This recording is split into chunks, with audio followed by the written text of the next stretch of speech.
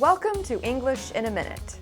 Money can fix many things, but this sounds wasteful. Throw money at the problem. My friend is so upset. Her son is failing school. Oh boy, what is she doing about it? Well, she bought him a new computer, a bunch of educational games, and therapy, to help him with his fear of tests. Sounds like she is just throwing money at the problem.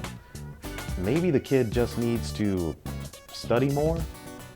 If something breaks in your house, you can pay someone to fix it. If you have a health problem, you can pay a doctor to help you. But it can't fix everything.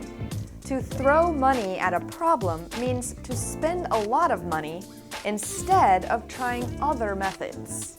And that's English in a Minute.